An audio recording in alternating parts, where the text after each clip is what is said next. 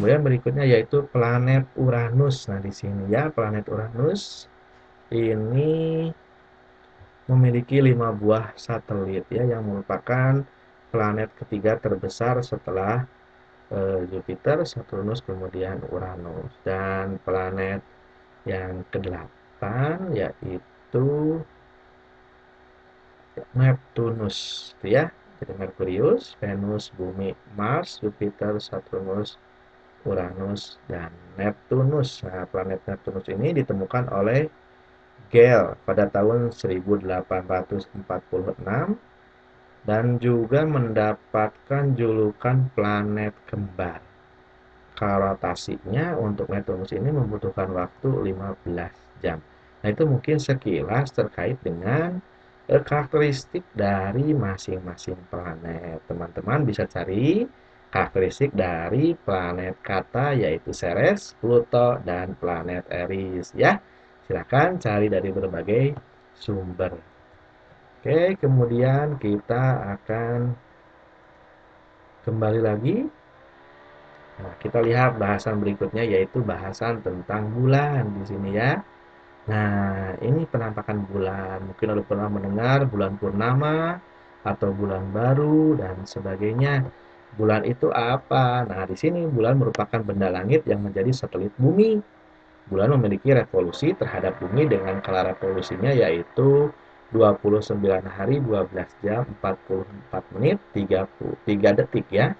Skala revolusi bulan terhadap bumi oleh umat Islam dijadikan perhitungan tanggal dengan nama tahun Komariah atau Hijriah. Nah, itu mungkin untuk umat Muslim sudah tidak asing lagi ya terkait dengan nama-nama bulan dalam tahun Komariah atau tahun Hijriah. Kemudian kalau rotasi bulan sama dengan kalau revolusi bulan terhadap bumi. Hal ini yang mengakibatkan permukaan bulan yang menghadap ke bumi selalu sama. Jadi kalau teman-teman penasaran, boleh teman-teman misalkan ketika malam hari keluar dan melihat permukaan bulan, itu pasti akan selalu sama dari manapun teman-teman berada. Kemudian bulan bersama-sama dengan bumi melakukan putaran mengelilingi matahari. Nah, dalam satu tahun, bulan mengelilingi bumi sebanyak 12 kali. Nah, inilah alasan kenapa dalam satu tahun itu terdiri dari 12 bulan. Kalau Masehi mungkin ada Januari, Februari, Maret, April, Mei, Juni, Juli, Agustus, September, Oktober, dan November. Ya. Nah, itu terkait sekilas tentang bulan. Nah, ini tampaknya yang tadi ya. Ada bulan sabit, itu kan ya. Kemudian ada bulan baru tadi sudah sebutkan, juga ada full moon atau bulan purnama. Nah, ada bulan setengah ya di sini, tampaknya ya setengah bulan. Nah, di sini ya. Nah, ini bulan full, kemudian 3/4-nya ini, kemudian setengahnya. Nah, sampai bulan yang disebut dengan bulan sabit mungkin ya di tempat teman-teman. Oke. Itu sekilas tentang bulan dan kemudian benda langit lainnya. Nah, ini benda langit lainnya yang mungkin teman-teman juga jarang mendengar atau bahkan ada yang sudah sering mendengar dan sebagainya, yaitu ada asteroid atau disebut juga planetoid. Jadi asteroid itu merupakan sejumlah benda langit berukuran kecil yang mempunyai orbit di antara Mars dan Jupiter. Itu disebut dengan asteroid. Kemudian ada meteorit.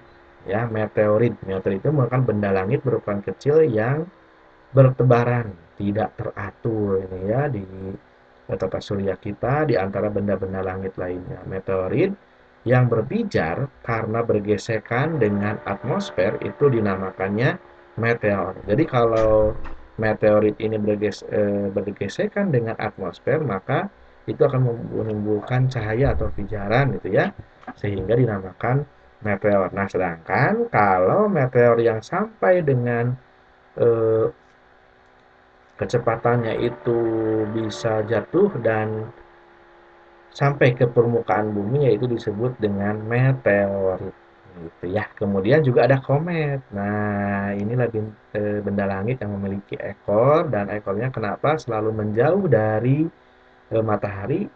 Nah, itu karena dipengaruhi oleh angin matahari atau dengan panas matahari gitu kan ya. Komet ini terdiri dari kumpulan debu dan gas yang membeku. ekor komet.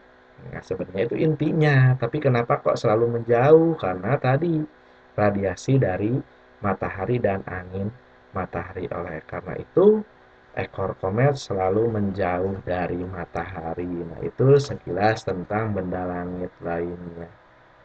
Kemudian ada fenomena yang berkaitan dengan benda langit. Di sini ada gerhana bulan, kemudian juga ada gerhana matahari. Perbedaannya kalau gerhana bulan yaitu posisi matahari, kemudian yang kedua posisi bumi, kemudian ada posisi yang terakhir adalah bulan.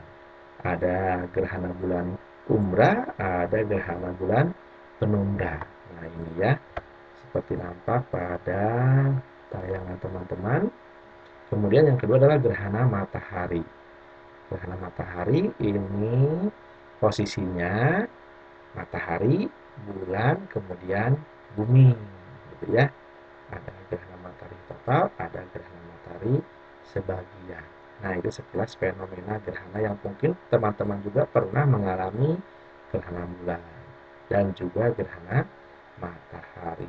Dan berikutnya yaitu tentang fenomena rasi bintang. Nah, ini ya, rasi bintang mungkin yang sering jalan-jalan atau mendaki gunung atau camping dan sebagainya ini sering ya mendengar tentang fenomena rasi bintang yang bisa dijadikan sebagai penunjuk arah. Yang pertama itu adalah rasi bintang biduk atau pedaki sungsang atau pedang sangsang, juga ada yang bilang seperti itu ya. Nah, kalau rasi bintang ini bisa dijadikan sebagai petunjuk arah utara gitu ya. Kemudian ada rasi bintang Scorpio atau Scorpion atau Kalajengking. Ini adalah rasi bintang yang selalu terlihat di arah tenggara sebagai penunjuk arah tenggara yang tadi sudah disebutkan karena sering muncul atau bisa munculnya yaitu di arah tenggara.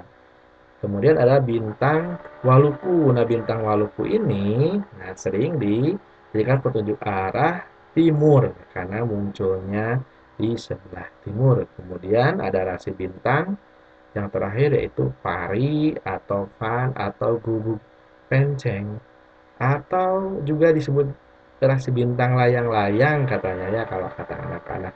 Nah, rasi bintang ini menunjukkan arah selatan karena sering muncul di eh, bumi bagian selatan. Itu sekilas terkait dengan fenomena rasi bintang yang menjadi bagian dari benda-benda langit ya. Oke teman-teman, mungkin cukup sekian untuk bahasan benda langit kali ini karena saya yakin teman-teman sudah sering membahas tentang materi ini dan saya harapkan materi yang singkat tadi sama teman-teman dikembangkan, kemudian lebih dipahami dengan mencari dari berbagai sumber. Oke, terima kasih untuk hari ini. Terima kasih atas kesediaan teman-teman untuk menonton video ini. Semoga bermanfaat. Jangan lupa, ini hanya sumber yang teramat sangat singkat dan sederhana. Oleh karena itu, teman-teman diharuskan untuk memperkaya diri dari berbagai sumber terkait dengan pemahaman tentang benda-benda langit. Terima kasih, saya Gali. Assalamualaikum warahmatullahi wabarakatuh.